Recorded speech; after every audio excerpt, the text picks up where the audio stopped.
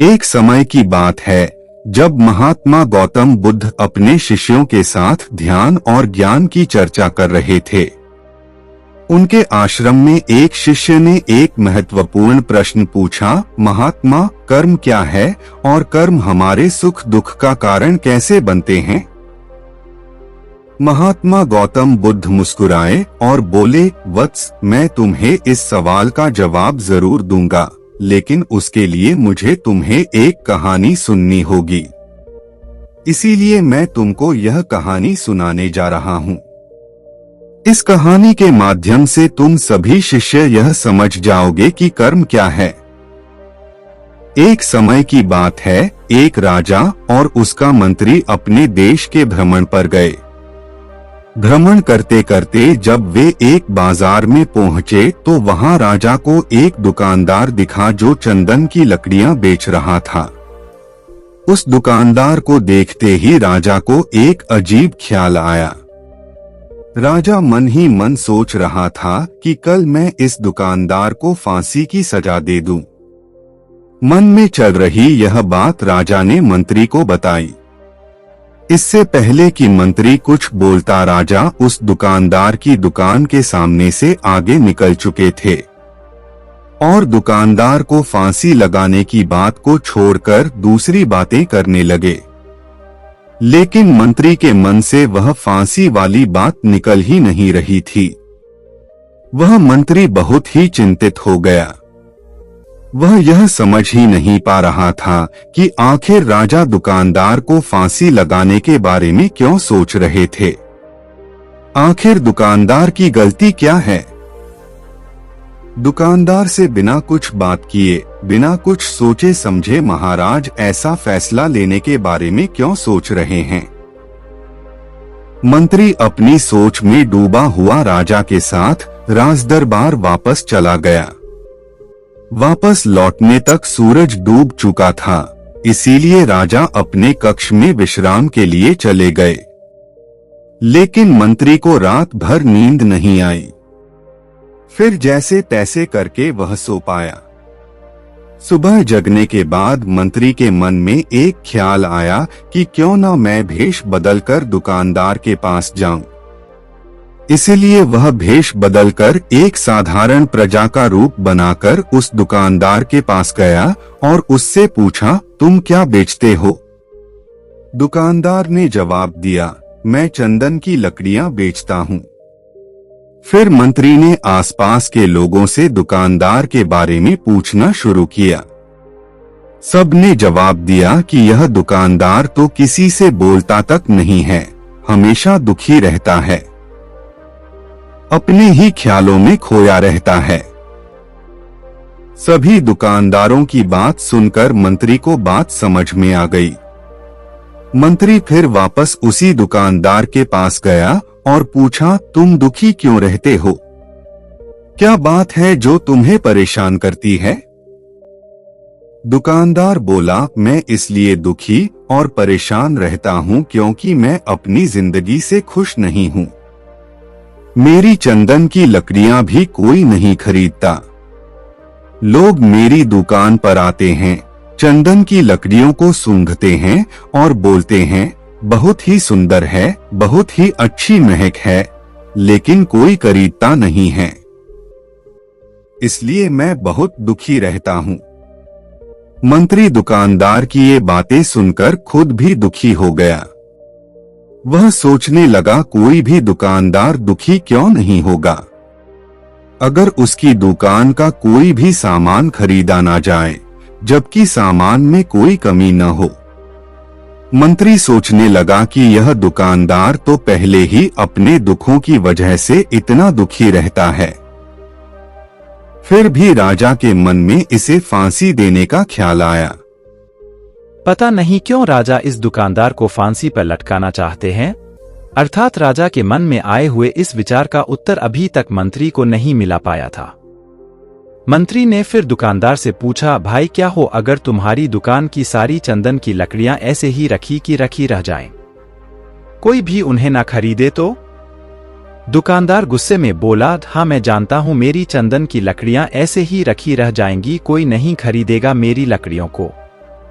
इसीलिए मैं सोचता हूं कि हमारे देश का राजा जल्दी से मर जाए, क्योंकि अगर वह जल्दी से मर जाता तो मैं उस राज दरबार में उस राजा के दाह संस्कार के लिए अपनी चंदन की लकड़ी देता, जिससे मुझे कुछ पैसे मिल जाते और इस बाजार के अलावा बाकी के लोगों को भी मेरी चंदन की लकड़ियों के बारे में पता चलता। तो अगर ऐसा हो जाता तो फिर शायद कुछ लोग मेरी दुकान से लकड़ियां खरीदने जरूर आते। मंत्री दुकानदार की बातें सुनकर सब कुछ समझ गया और उसके मन में एक विचार आया। मंत्री ने दुकानदार से चंदन की कुछ लकड़ियां खरीदी। इस खरीदारी से दुकानदार को कुछ पैसे भी मिल गए और वह थोड़ा खुश भी हो गया। मंत्री चंदन की लकड़ियों को लेकर वापस राजदरबार चला आया। राजदरबार पहुंचकर मंत्री ने उन चंदन की लकड़ियों को राजा के समक्ष रख दिया और बोला कि हे राजन, ये चंदन की लकड़ियां उसी दुकानदार ने आपको भेंट की है जिस दुकानदार को आप फांसी देने के बारे में सोच रहे थे। राजा ने मंत्री की बातों को ध्यान से सुना और उन चंदन की लकड़ियों को सूंघा तथा सूंघने के बाद बड़े ही प्रसन्न हुए। उन्होंने कहा, यह चंदन की लकड़ियां बहुत ही ज्यादा खुशबूदार हैं। मैंने पहले कभी चंदन की इतनी खुशबूदार लकड़ियां नहीं देखी। दुकानदार के इस अनोखे भेंट से राजा बहुत खुश हुए और मंत्री को कुछ स्वर्ण मुद्राएं देकर बोले, जाओ उस दुकानदार को ये स्वर्ण मुद्राएं इनाम में देना और बोलना कि आज के बाद महल में जब कभी भी चंदन की लकड़ी की जरूरत पड़ेगी तब तुम्हारी दुकान से ही लकड़ियां ली जाएगी। राजा का यह व्यवहार देखकर मंत्री बड़ा खुश हुआ और मुस्कुराने लगा तथा यह सोचने लगे कि अब तो राजा के मन में उस दुकानदार को फांसी देने का विचार आ ही नहीं सकता, क्योंकि अब तो हमेशा राजदरबार के लिए चंदन की लकड़ियों का इंतजाम की जिम्मेदारी उस दुकानदार को जो मिल गई है। मंत्री स्वर्ण मुद्राओं को लेकर वापस दुकानदार की दुकान की तरफ चल दिया। इधर राजा इस विचार में पड़ गए कि वह दुकानदार तो बड़ा ही अच्छा इंसान है।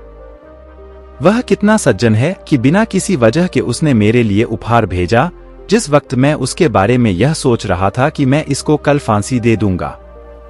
तब शायद उसके मन में उस समय यह विचार चल रहा था कि राजन पहली बार मेरे दुकान के सामने आए हैं, क्यों न मैं उनको अपनी सुंदर और खुशबूदार लकड़ियों को भेंट करूं, और आज उसने मुझे भेंट भी किया। बेवजह ही मैं उसको फांसी देने के बारे में सोच रहा था। इधर मंत्री दुकानदार के पास पहुंच गया।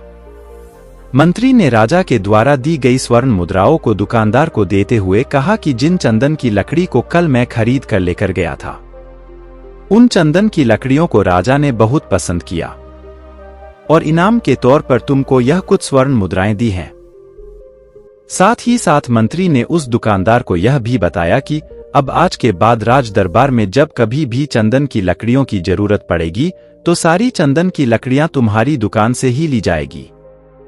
दुकानदार मंत्री की बात सुनकर बहुत ही खुश हो गया। मंत्री ने दुकानदार से पूछा, ओ क्यों भाई, तुम तो राजा के बारे में इतना बुरा भला सोचते थे, लेकिन देखो राजा तुम्हारी कितना चिंता करते हैं। राजा कितने अच्छे हैं। राजा अपनी प्रजा के बारे में कभी भी गलत नहीं सोचते हैं। वो अपनी प्रजा का हमेशा ख्याल रखते हैं। इधर दुकानदार भी मंत्री की बातें सुनकर खुद को कोस रहा था। उसे खुद पर गुस्सा आ रहा था। दुकानदार मंत्री से बोला, मैं राजा के बारे में कितना गलत सोचता था। राजा तो बड़े ही अच्छे इंसान है, बड़े ही भले राजा है। उनका दिल तो सोने के समान है। भगवान करे कि राजा की बहुत ही लंबी आयु हो। यह बात सुनकर मंत्री भी बहुत खुश हुआ। फिर मंत्री वहां से वापस राजदरबार को चला गया।